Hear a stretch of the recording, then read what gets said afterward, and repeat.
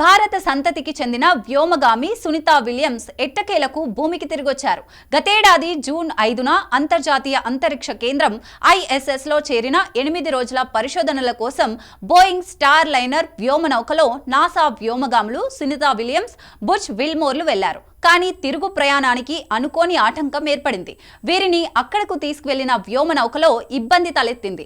అందులో ప్రయాణించడం అంత సురక్షితం కాదని భావించారు. దీంతో అది ఖాళీగానే భూమికి తిరిగి పయనమైంది. 9 నెలల నిరీక్షణ అనంతరం భారత సంతతికి చెందిన నాసా వ్యోమగామి సునీతా విలియమ్స్ సురక్షితంగా భూమికి చేరుకున్నారు. గతేడాది జూన్ 5న అంతర్జాతీయ అంతరిక్ష కేంద్రం ISSకు వారం రోజుల పరిశోధనల కోసం వెళ్లిన సునీత, ఆమె సహచరుడు బుచ్ విల్మోర్లు సాంకేతిక కారణాల వల్ల అక్కడ చిక్కుకుపోయారు. వీరిని అక్కడ నుంచి తీసుకొచ్చేందుకు నాసా చేసిన ప్రయత్నాలు ఎట్టకేలకు ఫలించాయి. స్పేస్ ఎక్స్ డ్రాగన్ కాపుల్స్ లో వీరు బుధవారం ఉదయం ఫ్లోరిడా తీరంలో దిగారు.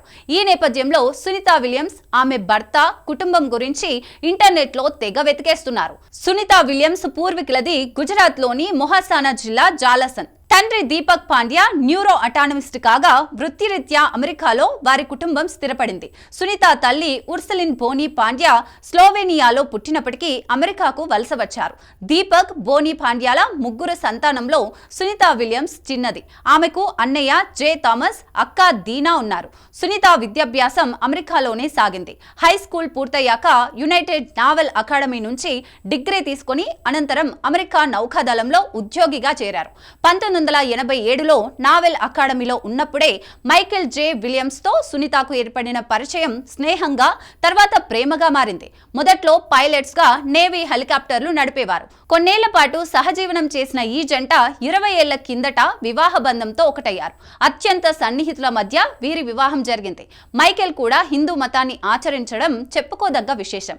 అయితే ఈ జంటకు పిల్లలు లేరు. ఒక పాపను దత్తత తీసుకోవాలని ఉందని ఓ భారత పర్యటనకు వచ్చిన సందర్భంగా సునీత దంపతులు చెప్పారు.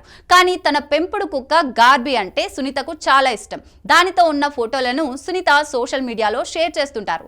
తాను హిందూ మతాన్ని ఆచరిస్తానని, తనకు భారత్ అంటే ఎంతో ఇష్టమని పలు సందర్భాల్లో ఆమె చెప్పుకొచ్చింది.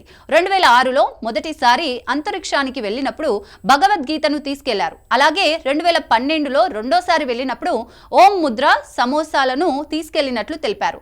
అంతేకాదు తనతో పాటు గణేశుడి విగ్రహాన్ని ఎప్పుడూ తోడుగా ఉంటుందని ఆమె పేర్కొన్నారు. ఇక సునీత క్షేమంగా చేరుకోవడంతో ఆమె కుటుంబంలో సంతోషం వెల్లివిరిసింది.